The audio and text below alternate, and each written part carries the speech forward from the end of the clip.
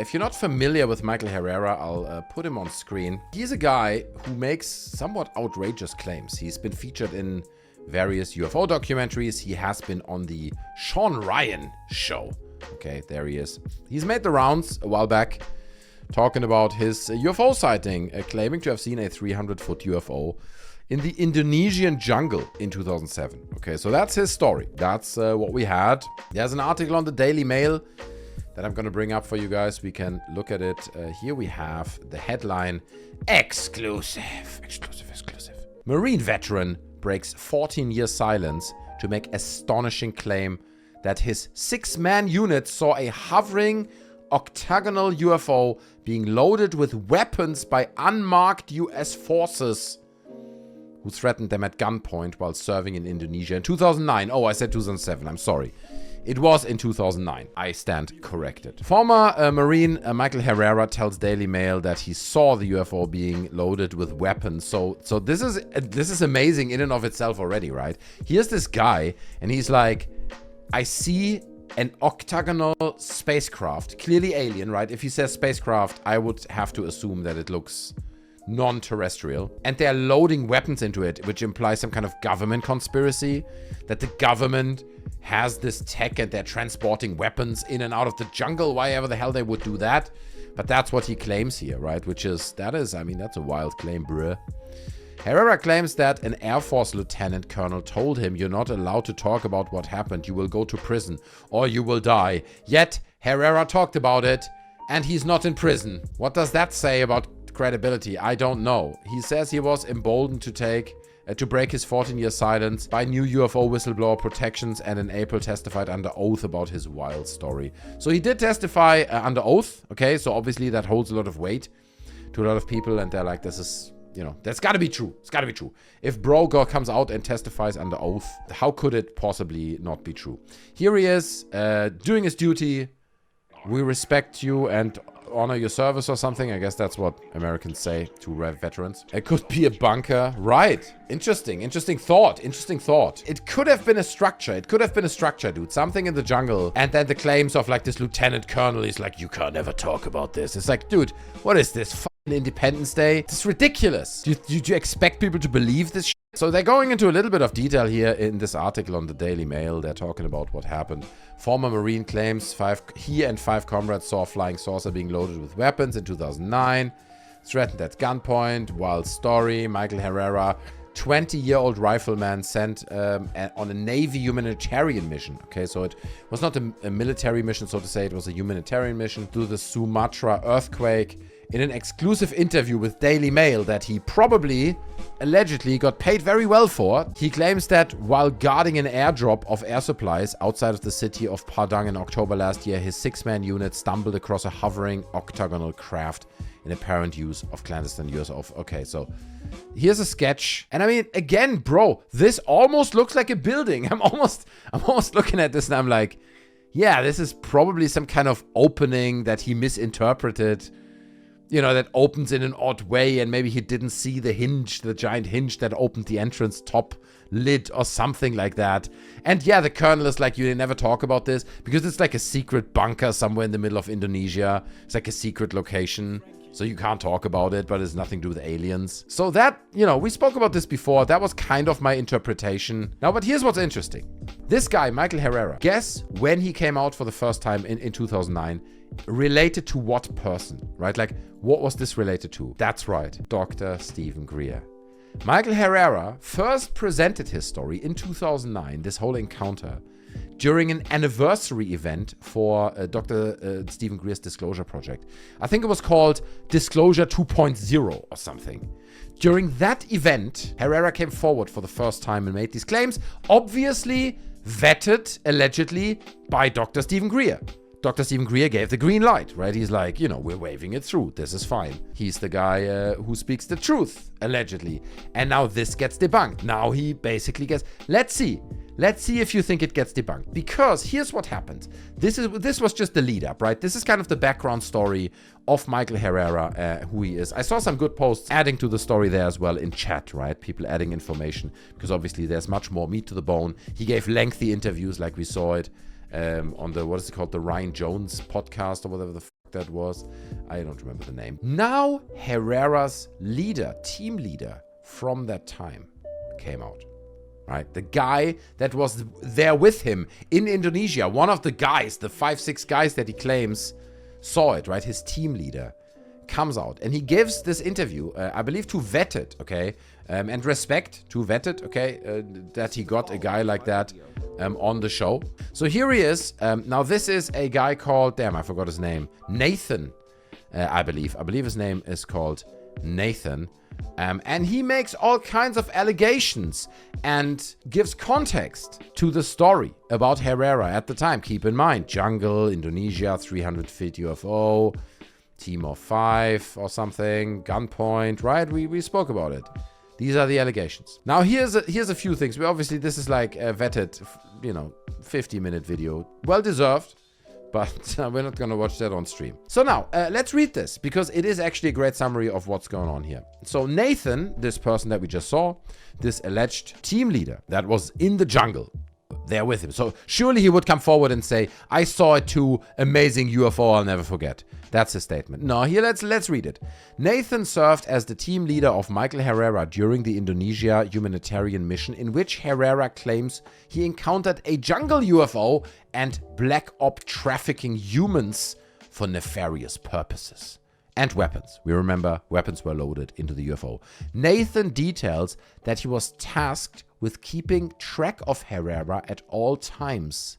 And there was never any opportunity for Herrera to encounter such a thing.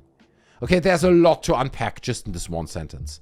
So here's this guy. Let's assume this is true. I don't know, but let's for a second just hypothetically assume this is true. He's the team leader. He's tasked with keeping an eye, or keeping track, as he says, of Herrera. That's not good. If someone is like a reliable member of a military team, you don't need someone else to keep track of him.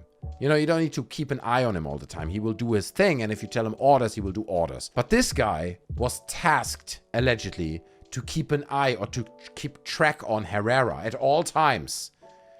Someone was like, that guy, just keep an eye on him at all times, please. All right? As the team leader. So that's not good. That's not a good thing. That doesn't speak for the credibility of him already. There was never an opportunity for Herrera to encounter such a thing because he was never alone. Furthermore, many details of Herrera's story, such as the no-coms and surrendering their weapons, is not how Marines operate. Nathan describes Herrera as a UA recruit. Someone who previously ducked deployment and has no credibility. So now, here we have to be a little bit careful, because when I read this, I'm like, okay, he's like clearly directly attacking his credibility. Let's turn this on its head. Let's assume this whistleblower, this guy, this alleged team leader Nathan, is lying. He's making this up. Who would ever be able to check this, right? So he's making it up. It's a lie. And here he is now saying, yeah, he was just a UA recruit. He probably ducked deployment previously, and he has no credibility. At that point, I'm like, okay, let me get my tinfoil hat out, right? Are we just trying to discredit this man? Like, because that sounds like you're just like attacking his credibility. It is a bit dodgy, right? I mean, I could just go with it and say, oh, sure, Herrera's insane because this guy needs to keep an eye on him. But now he's going further. He's like alleging that he ducked deployment. So he almost applies that he's there against his will. Like not fully voluntarily. If you duck deployment, you don't want to be in the fucking military. And here you are in Indonesia. So he's there, unwillingly almost. That's what this implies. And then he adds and says he has no credibility. At least that's what the summary says here. So Nathan also claims that he reached out to the Shawn show. We saw this earlier. He was on that, Michael Herrera, a day after they posted the interview. And despite alerting them to this, or that this story is fraudulent, they continue hosting the interview because it is one of their most popular. So the interview gets a lot of views. That's what he alleges, right? And that's why the Shawn show keeps it on. If true, this is another blow to Stephen Greer's credibility. First, the Atacama skeleton was disproven by Gary Nolan.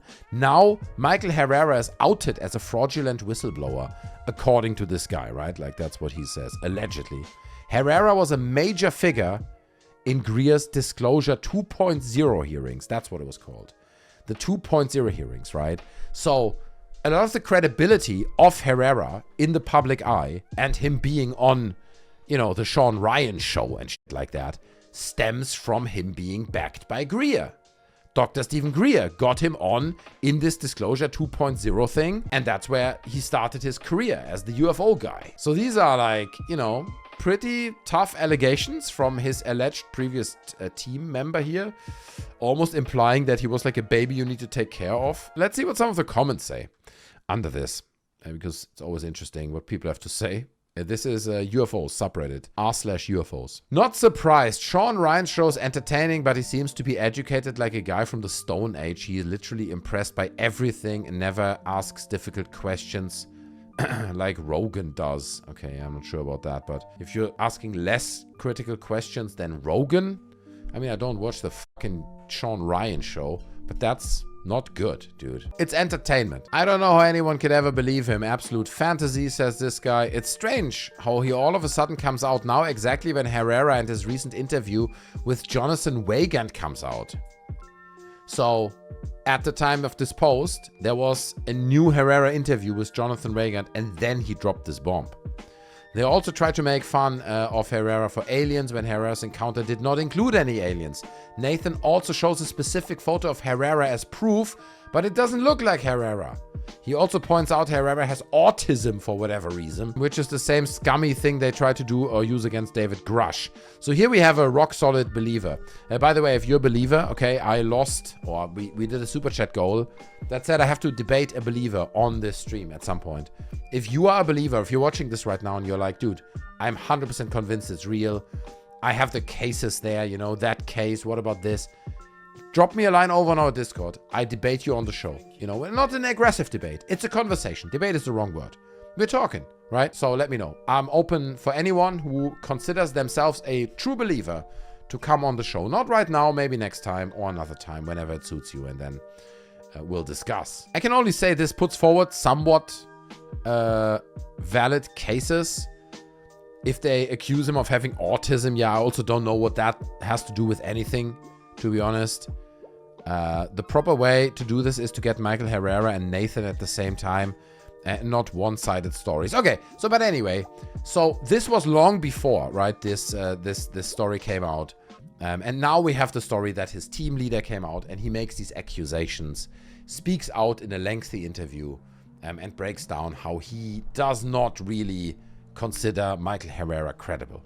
Right, that's basically what he's saying. Jake Barber took Herrera under his wing, says Brad. Is that so? Is there a Jake Barber connection? That's something I'm not aware of, so I'm gonna ask ChatGPT. This is an AI-powered show, okay, ladies and gentlemen. Jake Barber, a former military contractor, publicly endorsed the account of Michael Herrera. Oh, interesting. A Marine who claimed he saw a 300-foot UFO. Okay, so Barber endorsed him. Barber said, yeah, that's true. That's Herrera is correct. Well, is he? So, summarizing, he comes out making these claims. Then the leader comes forward of his team, says this is not really what happened. And in fact, I had to kind of babysit the guy. Herrera comes back. He has replied to these allegations from his leader. He posted and shared his thoughts on it. Feedback from Michael Herrera's platoon members, okay? Check this out. Michael Herrera claims to have encountered a large craft being used in an operation. There you go. I have been in contact with Michael and I have done extensive research on the events surrounding his encounter. I still have several leads I'm working on trying to find evidence that supports or denies the UFO sighting, blah, blah, blah. The strongest evidence I have against him is his team leader's testimony and the photo he provided me. Okay, so this is the photo. Here's Michael Herrera. Now, I don't know him. I have to assume that's him. I wouldn't be able to recognize him. This is Nathan. This is the guy that we spoke about, this team leader, right? Nathan and Michael Herrera during a time frame of the event.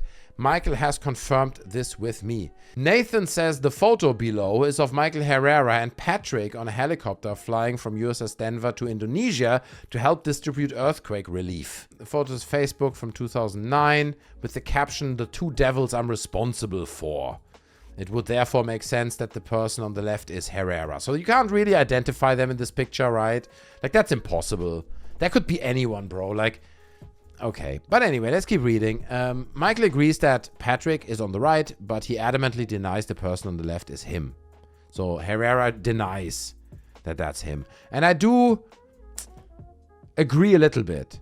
Like, that person here looks somewhat different to that guy here, but you know, who the fuck knows. If it's not really him, then that implies that he's faking pictures or like trying to plant fake pictures intentionally, them wearing gear so they're not easily identifiable. Anyway, Michael says this is the rebut, right? This is Michael Herrera coming back at these allegations. So he says, Nathan and Patrick were not one of the 5 other Marines that were flying with him into Indonesia. Okay, so he claims that he knew Nathan, this team leader, but they were not the guys who flew with him into Indonesia.